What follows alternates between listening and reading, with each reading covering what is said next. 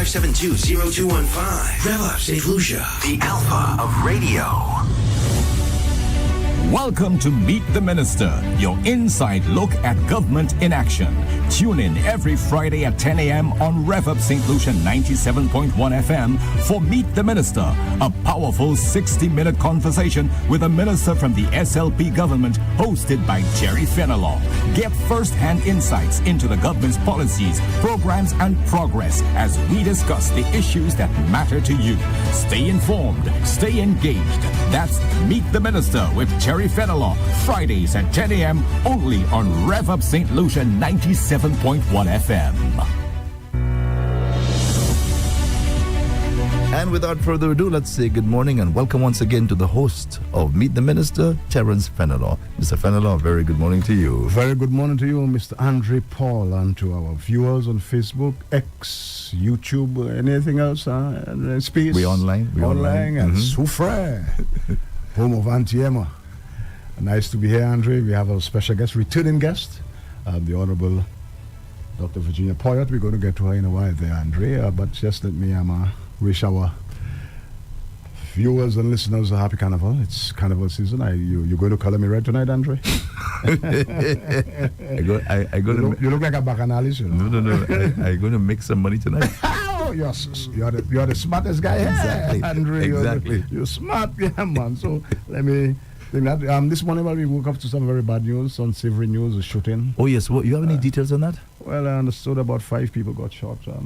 One I know is dead, a 13-year-old, I understood. 13-year-old, I mean, this is concerning. I'm breathing back-to-back in Trinidad, just state of emergency. Yes. I mean, these things are very concerning. We don't bring guns, and then we're hearing on the news that the people we employ to keep us safe, customs officers, policemen, etc., they are the Imagine ones... that. getting caught up in the smuggling of drugs and activities. firearms. I mean, that's in Trinidad. I'm sure we explained that's in Trinidad. No, here too, Andre. If you follow the news here, you're talking about the customs officer? Yes. This is concerning because under the people we employ to keep us safe, we have to worry. People are throwing water into the scanners and so on. Mm-hmm. And this ought to trouble every St. Lucian. This is not a red and yellow thing, Andre. This is something that every citizen must raise his or her voice and say, listen, man, enough is enough. We cannot do that. Parents, some of you benefit from the proceeds of crime. And, you bury your head in the sand when things are happening, and then when things get out of hand, you cry, he's a good boy. No, we can't have that, Andre. It is troubling, and we want to condemn that in the strongest possible way. All hands on deck. This is not a time for red and yellow. This is a time for every citizen to come together to see how we could, put an end to the scourge on our society. The Archbishop called for a day of prayer, and we have to do more of that, Andre. Interceding, intercessory prayer for our nation. This is not good. I mean, I know people want to use that to score political points. I don't see the use in that. You understand? I don't see what benefit that will have. It affects us all, Andre. Okay. I mean, and we have to stand together. Mr. Yes, sorry. Go ahead. Yeah, I just wanted to ask you a question. Yesterday we had the Meet the Opposition on this radio station, and every Thursday the question about this missing $500 million US keeps coming up over and over again. They're saying that they're asking questions and they're not getting answers from the incumbent. Would you like, can you give us... I mean, we have the minister there she debated in the House because the honorable minister responsible, Dr. Ernest Ile, he did in the minister's report, he did present the report on CIP, and it's online. Everything is online, Andre. There's nothing hidden, So this is just political mischief. When I hear something that billions of dollars are missing, but I'm like, where to go? I mean, our budget is just $2 billion, and billions are missing. So I mean, come on, Andre. This is political mischief. The report has been laid, right, Minister? And it's available online. It's available to you, Andre, if you want it. Very transparent. If you want it, you could get it. So this thing about is just people just try to be mischievous, and they're trying to keep this thing in there because fear. And we saw it, recently. When you keep people in that perpetual state of fear and anxiety, you could score some points, and that is all. Billions of dollars missing, and the reports are there. And that's the say when you want to keep something from a black man, put it in the book. It is there. So what I'll do, Andre, I'll make a call to the relevant minister. I'll get the report, and one of the Fridays, or even before that, Andre, I'll call you and I'll show you what it is. There's nothing missing, Andre. And people talk about selling passports. Just allow me. I know you all say I talk a lot, but the question was posed to me. If CIP, they engage in not passports, but citizenships. Those people who get citizenship, they have to go through a process like both. I have to go through, you have to go through. You fill out the form and you take it to the police, the immigration office, apply for your passport. And when the chief of the commissioner of police gives his report, he tells you how many passports have been issued. So when people talk about 10,000 and 8,000 passports made, that's a myth. That is not true. So people, you have to listen to the authorities, listen to the commissioner of police the next time he gives his report. Well, that's my 10 minutes. I'm allowed 10 minutes, Andre, to speak. When he gives his report, he tells you how many prisoners are there, how many came back, recidivism rate, etc. He tells you how many passports were issued, etc. That is there. You understand? CIP unit does not deal with passports. They don't sell passports. We have to get that clear. So everybody say, we sold the passport. That's not true. So we're going to do that, Andre. I mean, the minister is there. We have to get to the chase. But we will deal with that in a transparent way. And I want to assure the public that there is nothing to hide. There's no mama guy. The St. Lucia Labour Party and the Philip JP administration, we don't deal in mama guy. We deal with the facts. And trust me, Andre, I will present the facts. Before I came, I tried to call Minister Ernest Ile, but I know he might be very busy in the carnival and stuff, so he has not returned the call. But you will get the facts, and I'll point you in the right direction so you could read the report for yourself. There's nothing transparent. Okay. I'm to hide. Okay, it's always transparent. Minister, welcome. Yes. It's your second rodeo here, back in the house. This is have it. welcome. Andre is the speaker of the house today. Yeah. Andre, we are happy to have the minister again here. This time we're going to speak a little about your ministry, and then we're going to zero in on the Babono community, a very large community with 18 little communities and all to of take care want of to protect the truth. Right. So we're going to deal with that. But I mustn't deviate, from my producer. I don't mean to get vexed, If you get vexed, I'm in trouble, Okay. But you were saying about we had Public Service Day recently, June 23rd. Yeah. And the theme was repositioning and rebranding the public service to improve service delivery initiatives. You can speak a little about that? Right. For the past 3-4 years, we have really given the public service celebration a hype. And we have we have had a week of activities. We allow students to come in for them to be mentored by different public officers in the different ministries. I address the nation on the importance of the work of public officers and how we expect the best from them, and how they have many of them have been giving all that they have to ensure that this government function, the economy grow, and we make St. Lucia a better place for all. We also had a fair where all ministries came in to display some of the new initiatives they have undertaken in their ministry. So they had their booths on the Derrick Walcott Square, and there was a cultural gospel show at the Derrick Walcott Square. These are some of and we start with a church service. We went to Babono Church, and we got our good good preaching from Father Albert. And so basically the activity. But one of the big highlights that's coming up is the Top Performer Award, and we cannot do it during the week. So we're actually fine-tuning that aspect where we recognize top performers, public officers that have given exemplary service in different ministries. And out of that, we select the top performer. Last year, the Prime Minister was the one that presented the award to the top performer of the public service. And in looking at rebranding the public service, I have made it clear as minister with responsibility for the department of the public service, dealing with the management of the public service, that we have to really look at how this department operates.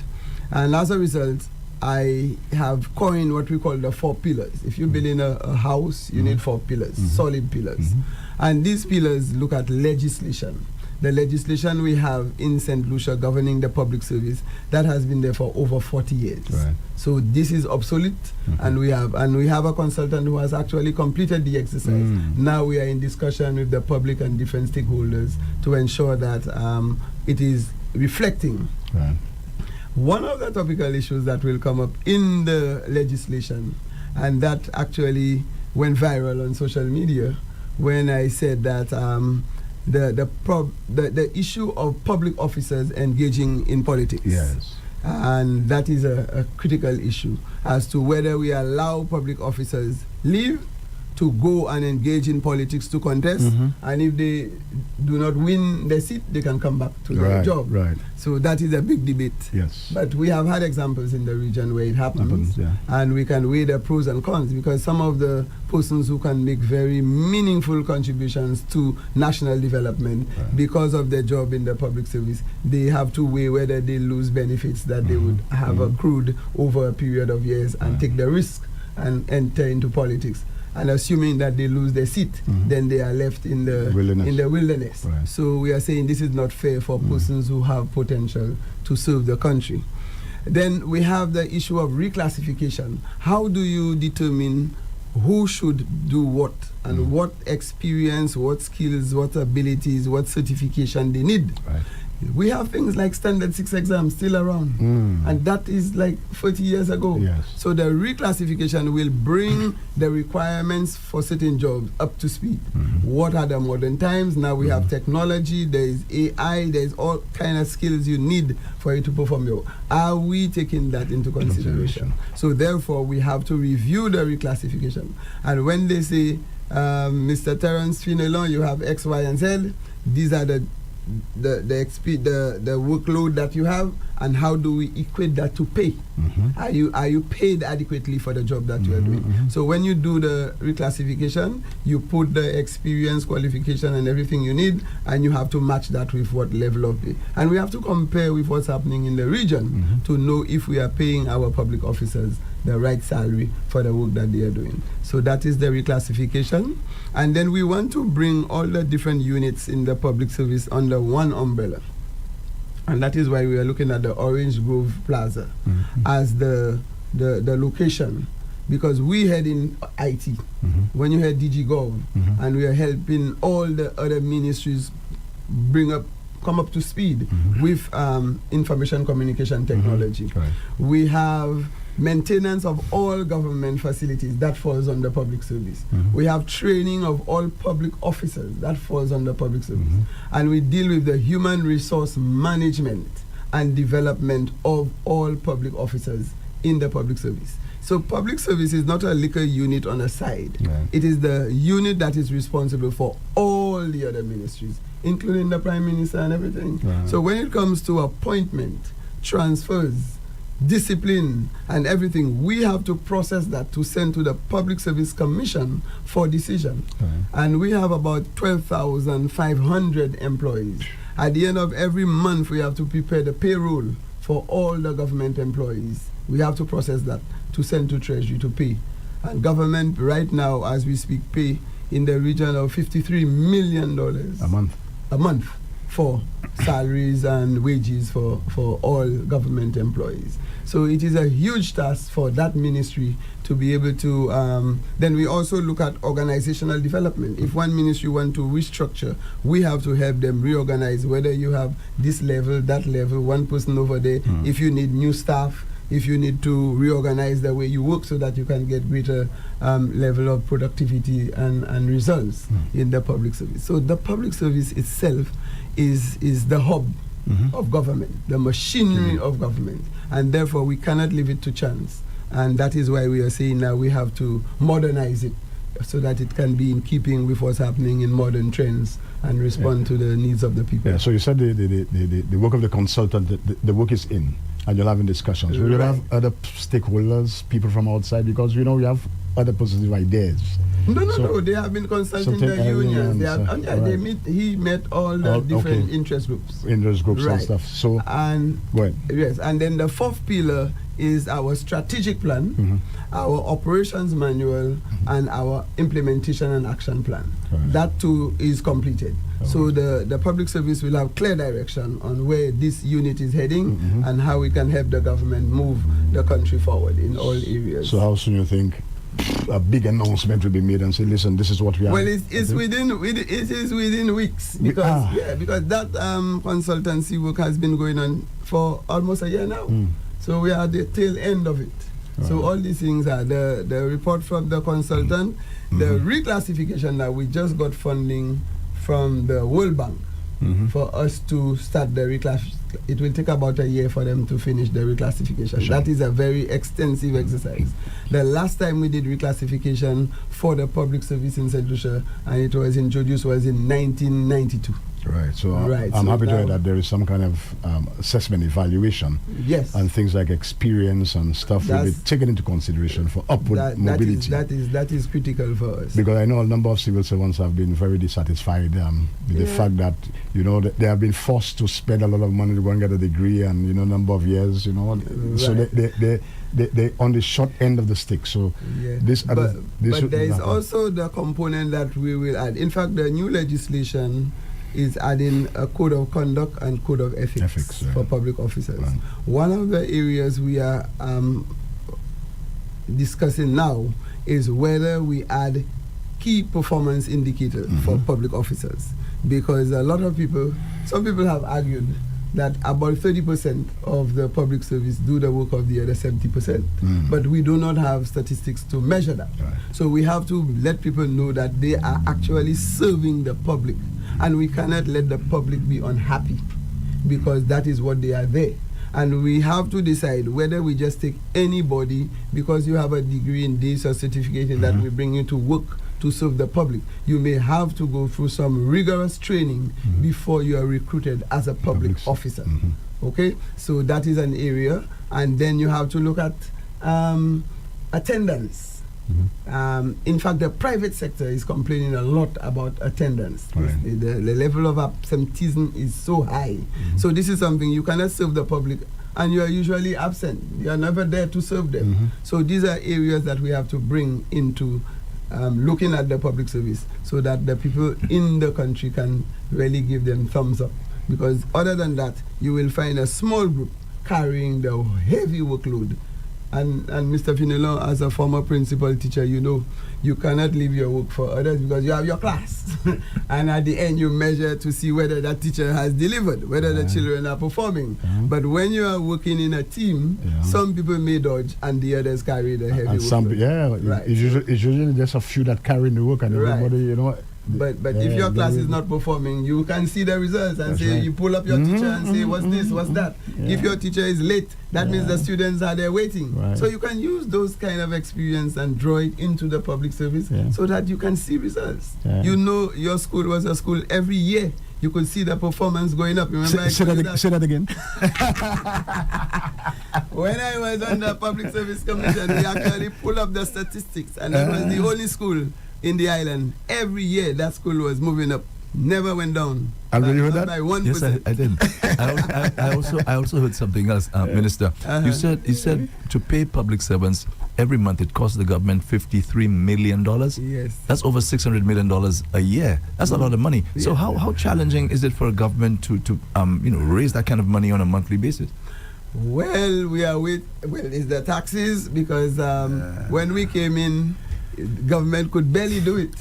And there was a joke we had on the Prime Minister where it was like 2 weeks within the month, and he said ministers have already collected money to pay public officers, because that's what he's focusing on. He has to ensure when the month and nobody goes to the bank and say they didn't get their salaries.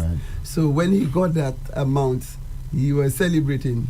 But the following week, there was a set of bonds that was due, and the owner of these bonds refused to roll over, so he had to take all that money and pay the bonds, and he had to start collecting from scratch again but luckily he managed to make it for the end of the month.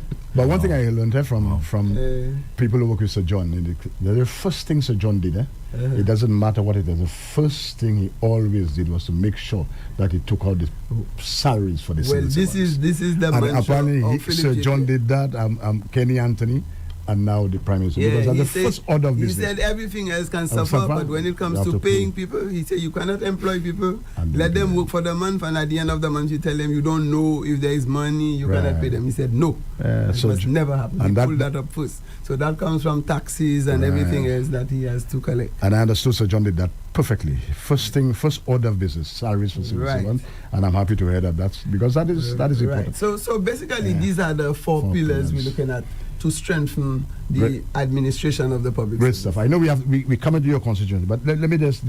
I mean, the minimum wage and stuff. Have you all been having any complaints about employers not paying and workers disgruntled? Because I mean, you open a particular office in Sanssouci. They are sharing office with the Labour Tribunal. Yes. So that minimum wage, we really thought it would have caused some kind of disruption. Ripple effect, and people were complaining and so on. But we actually allow the minimum wage commission to continue for another 2 years. Okay. And right now they are in the process now of looking at establishing minimum wage for other sectors, not just a flat minimum wage across the board. But as you look at different sectors, like in construction, in different areas, the farmers and so on, they are going to do the work to see how we establish minimum wage for these different sectors. Because that's an important point to do. I was on another program on a call about the construction and whether there'd be a standardized or minimum wage for construction workers and stuff. And we were not able to answer that in any kind of intelligent way because we did not have the information. Okay, because the Minimum Wage Commission, their mandate was to establish a minimum wage. No matter what kind of work you do, nobody must get less than that amount, which is $1,131 monthly. Once you have given 8 hours of work, 40 hours for the week. That's the minimum time you have to work for the month. Like every week you give 40 hours. That is what is stipulated by the ILO and the Labour Act. So in that case, those who are working in different trades and sectors, the minimum wage for them will not be the basic minimum wage. Because the basic minimum wage is for persons who are doing any other job, no matter what. If you can work for somebody as a mason for 1,131, but that's your choice. But when we establish a minimum wage for that sector, then the employer cannot pay you below that. That we have not settled, and the Minimum Wage Commission want to go into the specific areas now to give them. Okay, thank you for that, because on Wednesday I think I'll be able to answer and give that information. I'm not sure if the caller who called the last program is listening to this, so I'll be able to explain that in a little more detail. Now, Mr. Minister, I mean, you heard the last time we dealt with your ministries. Babono, a very large constituency. Was it 18 little communities? Yes, there are 18 little communities, and I've worked with them for so many years. Not when I became a politician. I was very active in Babono for all my life in terms of community groups and organization. So I know the terrain in Babono very well. I know every little community. So I can list and some want to be redefined as individual communities, but I incorporate them with a nearby. So we start with Debara, way on the top. Way at the top. Yes. And then you go to Bourgis, then Lague, there is Monsiton, then you have Plateau. So where will Resina come in at? Resina is part of Garo. Okay. I haven't reached there yet. Then we have Plateau. Then we have Paybush. We have Lakwa, Gara. Now Babono Central is where Babono actually started. That's where your secondary school was. That's what we call the capital. Okay, so that's Babono Central. Then as you go down to Fonso, that little stretch that they said they are Tishime, they are community by themselves. Then you have Fonso Central, where the school is, the health center. Then you have Chassin, which goes up by the Sky Ride. Then you have Talvan, which is another little community where we have all the housing development going on. The health center is located there. Then you move to Kako, and then you move to Jiwa. Then we move now. Hill 20 wants to be called a community. By itself. But we have not called them a community yet. But then you have Kabish, then you go down to Balhata, you go down to Timon and Union Terrace. That will cover the 18 communities we have in Babono. But before we go on, you mentioned the health center. Just update the public about I think you're doing work on 2 of the health centers. Yes, the Ministry of Health has decided to upgrade all 3 health centers in Babono. So right now they are working on the Fongaso Health Center and the Babono Health Center. So the constituents who had to go to these 2 health centers now have to get service at the Lage Health Center. And when they finish these 2, then they will do the Lage upgrade. So they are actually bringing a lot of facilities in these 2 units. They are actually gutting in. They have taken out all the doors, windows. So when we get back into this institution, these 2 buildings and the health centers, they will really look like new health centers. They had problems with the septic tank in both cases.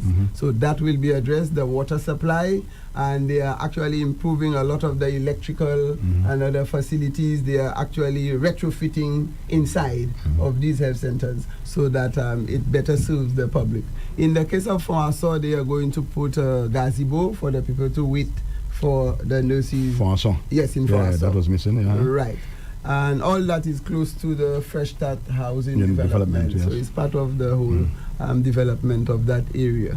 So we are looking forward to, I need to apologize to tell on behalf of the government for the inconvenience that the people are experiencing now. However, what they have put in place is transportation to bus them to the Lage facility. So and some people may not want to go there, they might want to go to Gastries or other places where they choose to, but we have to just bear that in mind. But at the end of the day, we'll get So you have a bus to transport them, so they're right, because it's a little distance. And the bus route is not that easy. Busy, If you are going down to Castries, it's easy. But to say you're in Babono waiting for transport to go to Lage, it's not easy, so we have to provide transport. So they have their pickup time, drop-off time, and so on. So far, they have not been complaining about that. So let us talk about some of the projects you're doing. Now, one thing on my mind, though, okay, no, you go ahead and I'll come back to mine. You have yours. Okay. Well, as you know, there's something I keep saying, and people say, oh, well, maybe that's Babono. The Babono constituency has been a constituency that has been well served for decades.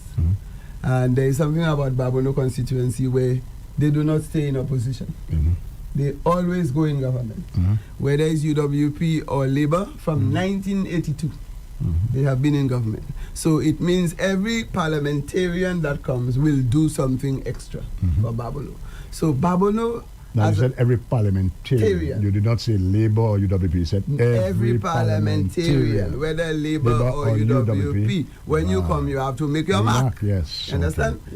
So therefore, Babono started where you have your secondary school, which is Babono Central. Right.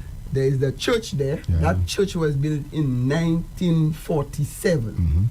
Then you had the primary school there. And after that, all other primary schools mushroomed.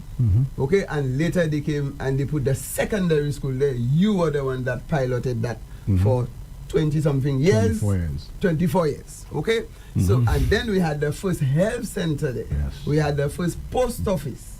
Then we came and we put a police station. Then we put a fire station. In 1987, we did the Babono Multipurpose Center. So all persons from all over Babono used to congregate in that central location. Not until the development started, and we have a school in Fongaso, a school in Bogis, a school in Debara, a school in Balata, and so these are the primary schools, and we have only one secondary school. So Babono Secondary School stands out as the only secondary school. And then we have the health centers. We have one in Fongaso and one in Lage, but the one in Babono was the first one. All my grandparents and everybody went to the health center. We have the post office, but now we have post boxes in Gara, in Lage. Then Fongaso has a small post office, Gara had a small post office, just to ensure that the people get their meals closer to them. And in addition to that now, we have, one thing that mushrooms a lot in Babono are churches. They have a lot of different churches. Different denominations. Adventist, Baptist, Pentecostal, Church of God. All the communities have the institution. Even the Barra, small community. Right, they have the thing. All right.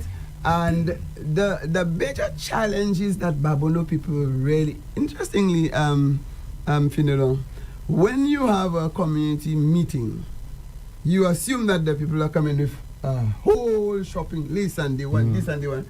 The people are just asking for, because we are at a high elevation, water is an issue for them, because you have to pump water up. And it is one where we have to see how we can engage in rainwater harvesting. So at least the people can use that water to do washing and cleaning, not for cooking because it's not treated. Okay? And then we have the issue of roads, the terrain, when it rains and that water is coming down that hill. So the people want a lot of drainage to manage the water. And as a result, with the support that the government has given to all constituencies, we have invested heavily in drainage. And you find that the people want a little drain too, and I have been able to split that in small little projects. And it's not just the drain that people will get, they will also get a source of income from that. So they can take care of their bills, they can pay their medical care, send their children to school. And so it serves a dual purpose. So I can safely say that I have constructed in the region of over 200 drains in Babono. Some are massive and some are small. The Ministry of Infrastructure has come in and built some massive drains to control the flow of water when it rains. Then you also have the issue of employment. Now, before, Babono people were heavily involved in agriculture. When the banana had its heydays, that is how Babono really developed. The farmers were producing a lot of bananas, so they were able to send their children to school, to university. They were able to build their homes. They had the FAR van and all this. But they have actually switched now to more vegetable farming. So Maki area is the hub of the vegetable farming, and you have the other communities doing their own little farming. So in that case, you find that the Ministry of Agriculture has stepped in, and I have kept the pressure on the Minister of Agriculture to say that we need to give the farmers support. And they were distributing water tanks. And Babono alone got 350 water tanks. Then we have fertilizer. They got thousands of bags of fertilizer, and Babono got their fair share. Hundreds of farmers got free fertilizer. Free of charge. Free of charge. We also gave them farm workers to assist them in working on the farm. Some of the people are a little older, and therefore they cannot do the manual work. So we gave them farmer assistant program. Now, during the dry season now, you find that they have their pumps, their irrigation system, but they needed support to buy fuel for them to irrigate their farm. So as parliamentary rep, I stepped in and I got fuel vouchers for them, and they were able to get fuel to irrigate their farms to produce.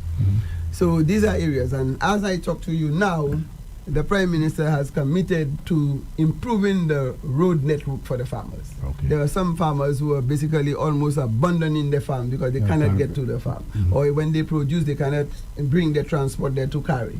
So we have done some work on the Poadu Road for them in the Fongaso area.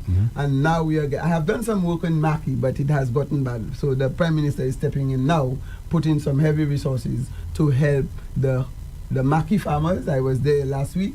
And then there is a road linking Debara Road to Bogis. He's going to address that. That's a nice road there. So So last night we had a town hall meeting in Babono. It was well attended, and the Minister of Infrastructure was there to answer his name.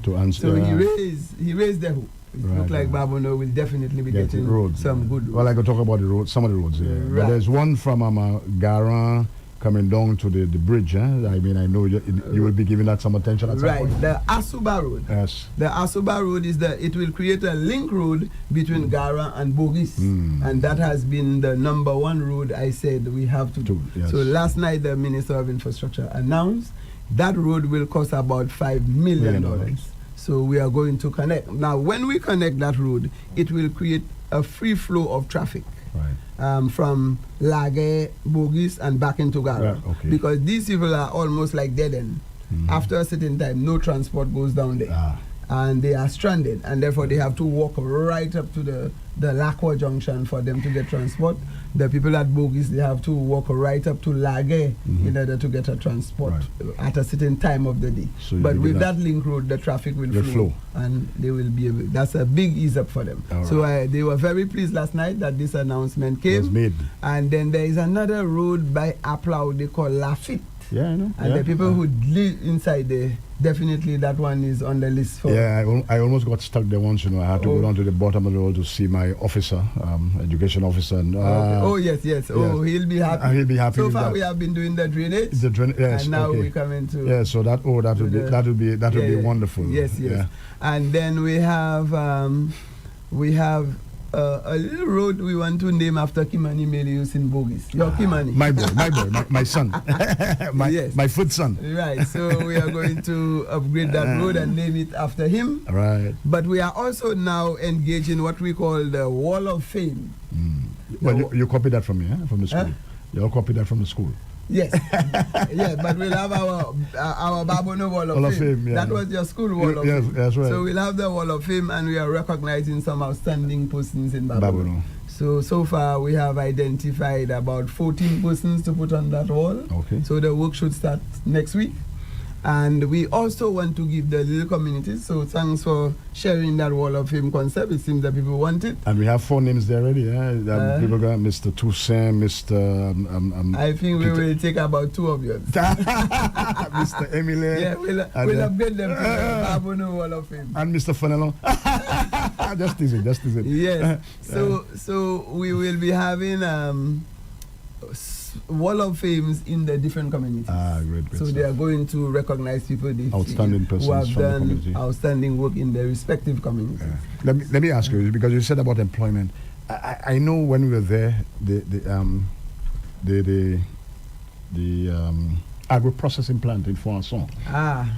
To me that's a sore point, because that served the school very well. Right. Yes. So, on day before. Yes. On Wednesday we were at the agro-processing plant. We went in. That agro-processing plant under the last administration, they leased it to somebody to produce chocolate. But the project went bad. And therefore government has actually cancelled the lease. So the building is now available, and we had an investor who is coming now to engage, and Babono will be the pilot base for a lot of the projects. They are looking at using that agro-processing plant to produce a number of something, and we will involve the farmers in producing. I know that a lot of what it was, the Babono rural women. We went in there, and they said they are going to get funding to help the rural women to produce more. The group is still intact. Yes, because they need support. They need support. Because Babono Secondary was the headquarters. That's where they used to meet and do their business. Yes, but we went in there and everything is in place. Yes, they are producing. We saw some of the packaged things there. And so the agro-processing is coming back intact. Wonderful. Well, what I explained to the Babono people that during the last 4 years, I was basically baking the cake. So now we are ready to put the icing on the cake. And the icing on the cake speaks to the refurbishment of the Babono Multipurpose Center, which should start in about a month's time. The Prime Minister has given it his blessings. Then we have we are going to put lights on the Debara playing field for the first time. The lights are here, so the lights will be erected. We are going to tackle the Lage playing field, because Lage playing field, the terrain, the surface is not good at all. So the Ministry of Youth Development and Sports, and we will surely be opening your playing field next to your school. Yes.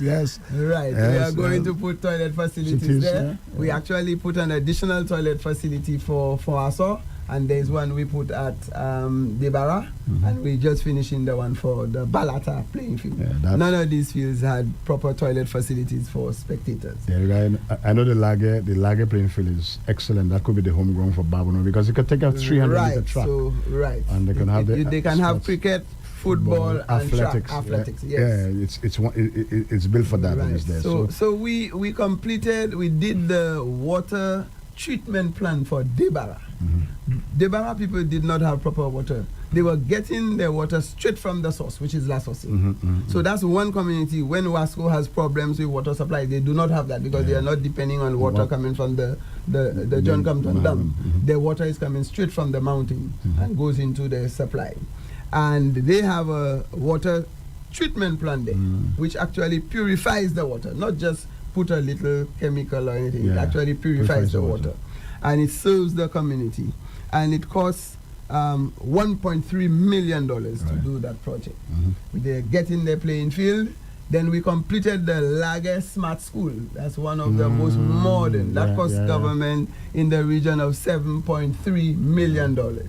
We completed it. It started under the last administration under Ezekiel, and we have completed it. The children have been in it for over a year. They're in the second year now, and it's a very modern school. And then we did the pre-K classroom in the Babono Primary. There is a pre-K classroom, and we had to do a new office for the principal of the primary school. Now, Babono Secondary, right now as I speak, they have quite a bit of work going on, changing windows and everything.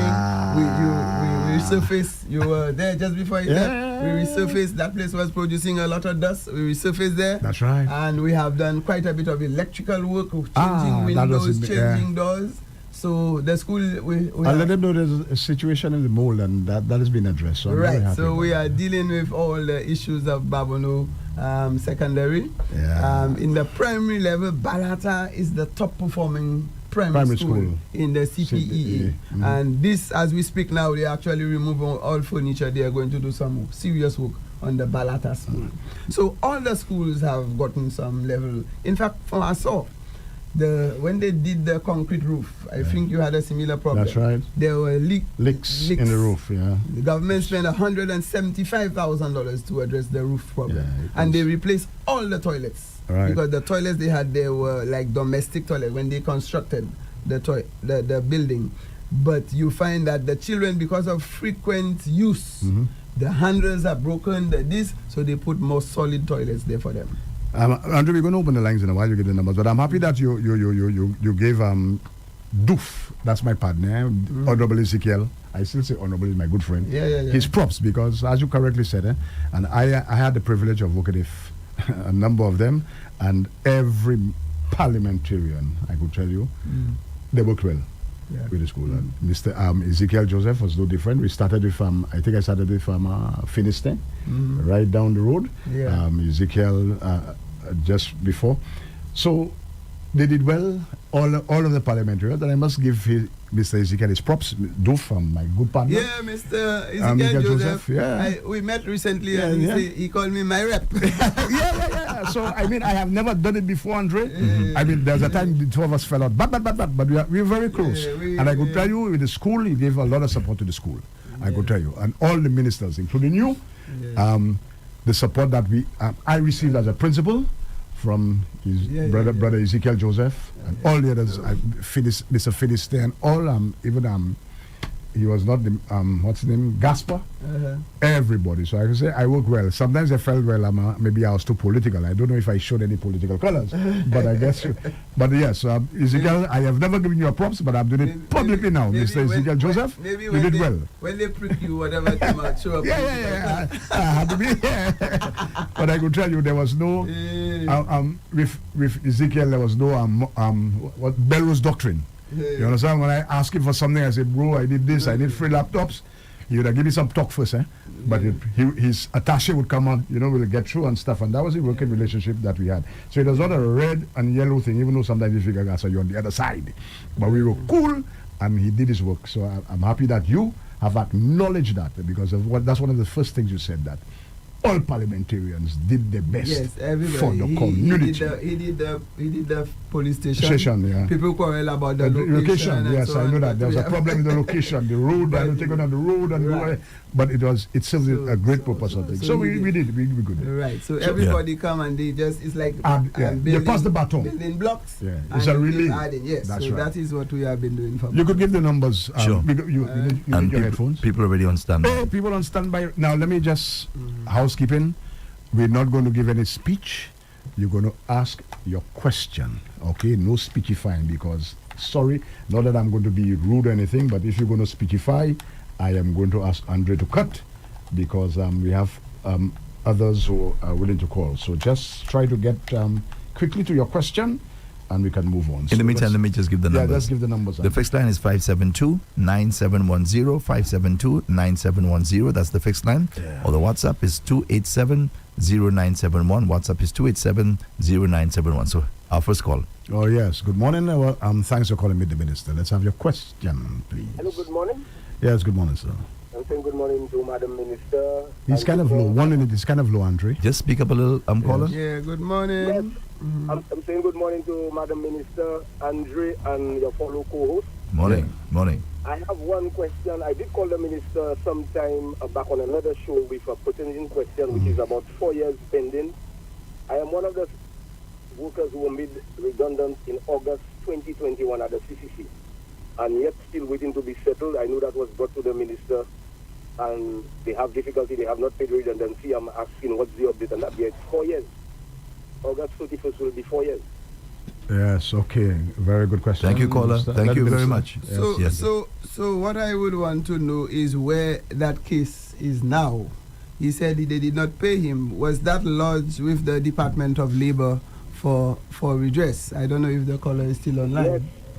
Yes, I'm still there. Okay. From what I know, the Labor Department, which under the Labor Commissioner, did take a ruling and write to CCC, asking them, which is over 2 years now, asking them that they breach the Labor Code, they need to pay the redundancy.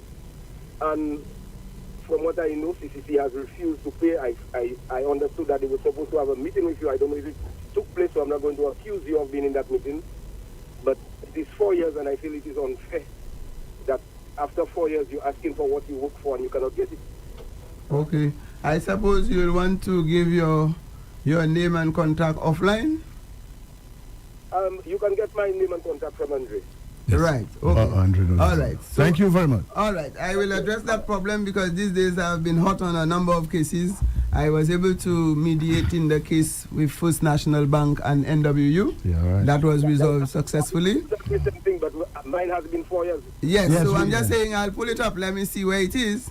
And then I resolved I've given a ruling of a case between the board of St. Jude and the Nurses Association, where the nursing director was dismissed. And right now I'm getting ready. I did a lighthouse keepers at Mola Chic against SLASPA, the National Workers Union. That was resolved. So at my level is what we call the mediation. So I have to mediate to ensure that this matter is resolved. So I will pull up your case and Andre will let you know how it's proceeding. Yes, I will. I Yes. appreciate that very much, and I'll be waiting. All right. All right. you. Thank Okay. you. We have Thanks for the another call. Good morning, meet the minister. Ask your question, please. Good morning. Good morning. Good morning to one and all. Good morning. Minister, good morning. Minister, quickly, what criteria did you use as minister to give permission for the leader of the opposition to move the office of the leader of the opposition from High Street to where it is right now? That's question number one. What was the criteria used? And why did you approve these payments? Because your ministry is in charge of that. And my second question to you is, based on what you know now and as a minister, government building or government property was vandalized without your permission. What did you do to rectify that problem that took place somewhere in the Tiroshe Kako area? Thank you. I'm going to listen. All right. Thank you for your call. Okay, I am not aware of what he said about Tiroshe Kako area. Government premises was vandalized. Yes. The one about the opposition moving to a new location, that matter was not under the watch of my ministry. The leader of the opposition decided he's not going to occupy the same seat his predecessor had. And therefore, what government does is government has what we call a budget allocation. And the leader of the opposition could go to any location that he wants. It's just that it must be within the budget. So he was free to go to any other location. From what I but that was not under the watch of my department. All we did after he vacated the post, we had the building for us to work with. But he is free to go and occupy another area, which said it must be within the budget. And the Prime Minister was fully aware of that. The other area where he said that was vandalized, if I could get some more details on that, because I'm not aware of that particular, he said Kako, whatever. Well, I think there was a court that the opposition went in and, well, it's alleged that some people went in and painted in yellow and stuff without the consent of. Oh, that is in Castries. Oh, because what happened is that the current parliamentarian went and he painted it a different color. Yes. So there was a little war of paint and color for the facility. Yeah. But these facilities are not under my watch as Minister of the Public Service. Oh. What we do are more office spaces and so on that we are responsible for. So that would fall directly under the Ministry of Youth Development and Sports. We have another caller. Good morning, caller. Welcome. Thanks for calling the Minister. Ask your question, please. Good morning. Good morning. Morning. I want to ask the minister a question. A year and a half ago, we had this company called the Briefcase, and they were soliciting passports for people, and the general public were paying them huge sums of money, and that was a big fiasco, big scandal, and the minister promised an investigation into that matter. My question is, what is the status of that investigation? That's my first question. Second question is, I understood that the passport office has relocated, but we're hearing a lot of complaints from members of the public insofar as the location.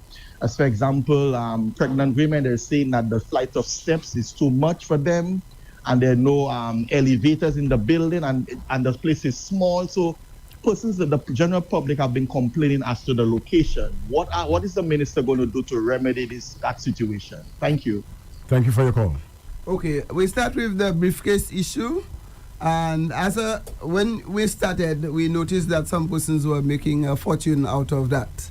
And when we investigated, the point was that when people decided to go to a private company to get business, government cannot get involved in that. You decide, well, you do not want to follow the normal process, and you are going to approach this passport agent that will give you your passport in an expedite manner or whatever.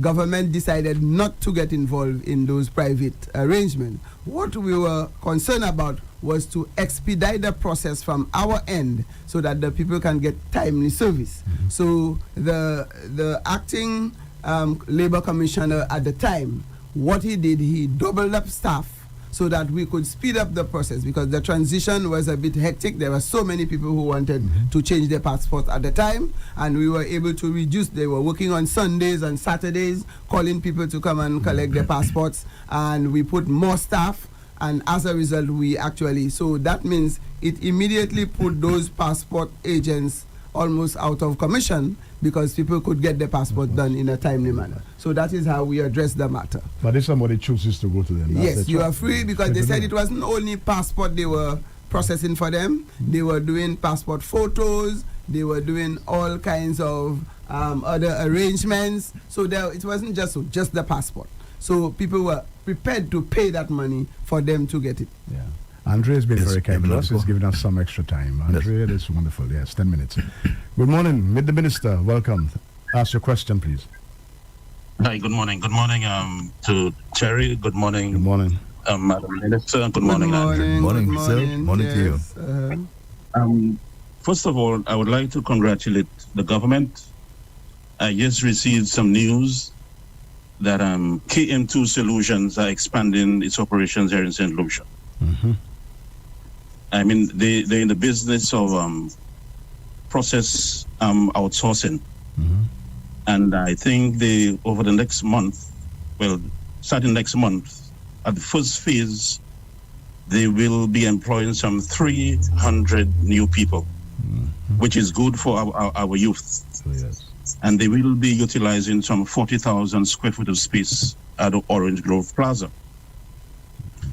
What I would like the minister to do now, as she has his platform, is to take the opportunity to applaud Alan Chasney and the last CWP administration for his vision and innovation in acquiring a derelict building and transforming it into what is now a majestic Orange Grove Plaza. I thank you. Thank you. Okay, I noticed the caller has given me instructions, and I think the caller is in a better place to applaud Mr. Alan Chasney for his vision. And I just want to tell the caller that if I had to spend some time to explain to you what we are doing there, you would not even want to applaud Mr. Chasney. Okay? In that, yes, you have to weigh the pros and cons, and there could be any facility you could have used to do that. In fact, we had to give up part of the space for the public service to allow KM to set up that. Okay? And they are creating employment and everything else. As I said, we could have had a building of similar size at a much cheaper cost. I just want to tell the person who has called to say that. And you would not understand the amount of money that government has to pay for this floor, that KM2. In fact, we are actually leasing that section for KM2 to ease up a little bit of the financial burden. At the end of the month, government has to pay about $500,000, and we have to do that for 16 and a half years. And we have all the maintenance costs and everything else that goes, and it's actually boosting the Prime Minister's budget. We also have the Supreme Court, which is next to the Orange Grove Plaza. Government has to pay another $500,000 rental. And at the end of the 16 and a half years, it will still not be government's property. So you can do the maths and so on. But we were, when we reached that that lease that was, we are giving Orange KM2 a part of it, and we are going to occupy. Government was tempted to cancel that lease. Yes. Because it was already signed and they were already in motion. So government said, rather than going through that, let us just go ahead with it. But we knew the dangers in that. And as a result, the other one, the Supreme Court was put in fact, the Supreme Court was occupying 10,000 square feet where they are now. Now they have a 63,000 square feet space, right? And it was like a heavy, that is something that St. Lucians will have to carry for the rest of their lives. At the end of the 16 and a half years, the floor 1 and 2 will be government's property. That's the only time we can claim. And you can check how many millions of dollars. We were tempted to just go ahead and build a new structure and leave that. But the Prime Minister, with cabinet colleagues, we said, okay, that thing has been signed, and we had to renegotiate that lease agreement in order to ease up. And when we hear people talk about they need roads, they need hospitals, they need this, where is the money coming from for all these other services? If we put all our money in one basket by saying, okay, we need to have this Orange Grove Plaza. So that facility, we could have done that at a much cheaper rate and still secure these 300 jobs for St. Lucia. Minister, he bowled a short pitch ball there, and you're like, Lara, you went on the back foot and you hit that for 6. I wish I was there alone so that I could have played my cover drive too, because these guys are just plain. Okay, let me don't say that. Let's take another call. Yes. And good morning, meet the minister. Let's have your question, please. Hi. Hello. Good morning. Good morning, Good morning. Yes. Good morning to everybody. I am calling in concern with the new passport that all the St. Lucians had to upgrade to. I think the new cost. I think I applied for my passport. I think at least 2 or 3 years ago, and I had to pay $300. Was it for a new passport, right? Mm-hmm. Yes. And I remember some time ago that you came on air And because everybody is asking, but why do we have to pay $300 for a 5-year passport when almost everywhere you got a passport for 10 years?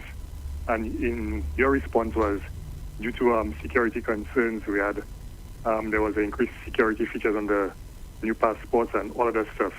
Fast forward to this year, I think your government came on, and they said that the new passports are going to be extended for further 5 years, which is 10 years you could get your new passport for. My question is, to those persons who have paid $300 for a 5-year passport and have to renew it probably in the next 2 years for another $300 again, are we going to get some kind of compensation for that 5-year difference in the passport that we applied for, which was supposed to have initially been 10 years? Thank you. Okay, I wish I could have given you the answer for that, but right now as we speak, the passport is under the Prime Minister. So he took the decision that, along with Cabinet, that we are going to extend it to 10 years. So we have to look at those issues that you raised. However, when we issued the new passport, we had persons who had already put their applications on. There are hundreds of persons who had already applied for the existing passports, which was about $80. So all these people got their passports for $80. We did not charge them the $300 or $250. So if we have to go to the records, we can see all these people that will say, okay, I had a 5-year passport, it only cost, I paid so much money, and now. So after the 5 years, in fact, what we said was after we introduced the passport, people were asking for 10 years. But the Canadian banknote that printed the passport had already configured it for 5 years. And therefore, we could not have them, but thousands of passports were already produced. So we could not just say it's for 10 years. And right now, as we are introducing the 10-year passport, they have to reconfigure so that we can start with the 10-year passports. Okay. So we will have to allow the 5-year passports to wear out, and then we can. But in terms of giving refund and so on, I told you what the government's payroll is monthly, $53 million, and the Prime Minister has been giving away so much to the public in a number of areas. That is something that may be a difficult pill for him to swallow at this time. But I cannot tell you how the Prime Minister thinks. I cannot read his heart. I cannot read his mind. So I will bring your question to him and see what he'll say, and he'll give you a response on that. Okay, we'll take one more call. Yes. Let's have you. Welcome to Meet the Minister. Ask your question, please. Yes, hello. Hello. Are you hearing me? Yeah, we're hearing you. Yes, yeah. Good morning to the Minister, Andrew Paul, and Mr. Fenelon. Morning. Yes, I'm just trying to make it fast that I already spoke about the reclassification of salaries for civil and public servants. The question is, what about the government pensioners, right? So a quick history there. I've been on pension from 2002. The last increase I got was $54 between 2007 and 2008. And I heard that the minister said that, the Prime Minister said that we are subject for an increase sometime in July 2025. I hope that come to be. What I need to say that I worked in the engineering section of the St. Lucia Fire Service for a number of years, where a fantastic job was done. Monies allocated to our section at that time would often go back in the treasury, right? Look at the fire service today, thanks to persons like me who made a wonderful contribution to that section, because during that time, no government at that time wanted to see the fire service, especially when issuing vehicles, and look at them today. So I would like to know, what are you doing now for the pensions, because the pension now doesn't add up to what is for the way of life, the cost of living now. So I would like to know, what are you doing for the government pensioners? Remember I told you I get one increase, so I'm listening to you to hear the answer. Okay, my caller. Thank you very much. Okay, Thank you. The Prime Minister has tried his best to begin to address the issue of pensioners, and he indicated that he will work on giving increases, because what happened is that over the years, when government negotiated salary increases for public officers, persons who were actively employed were getting salary increases, but persons who had retired, their pension remained the same. And some people were getting as low as $300 a month. And the Prime Minister felt that is not a surviving income. And therefore, he added, and he said no government pensioner should get less than $725. And he also encourage NIC to bring their pension to not less than $500.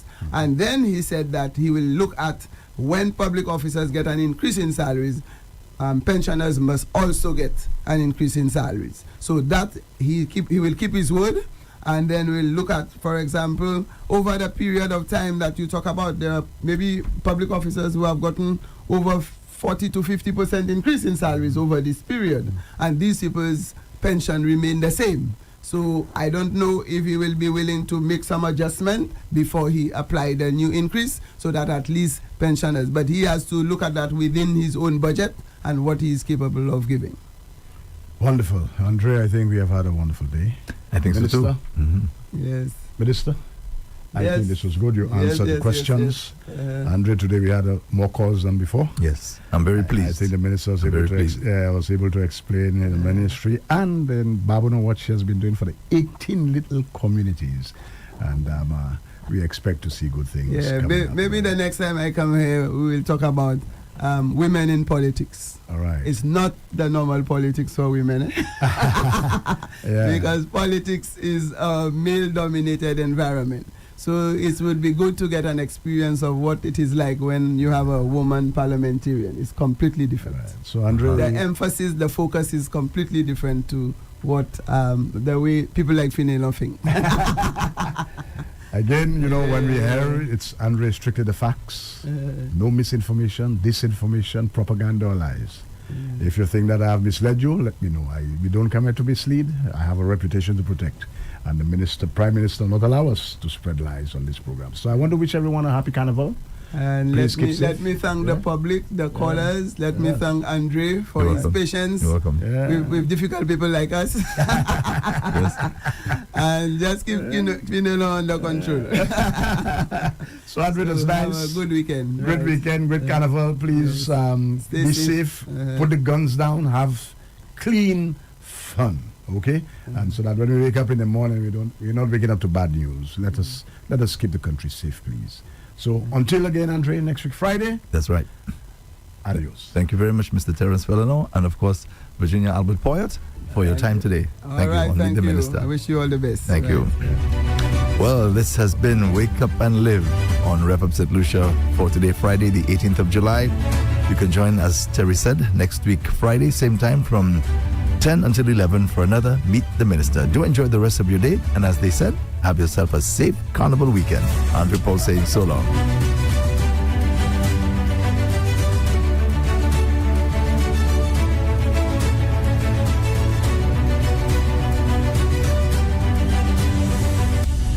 Welcome to Meet the Minister, your inside look at government in action.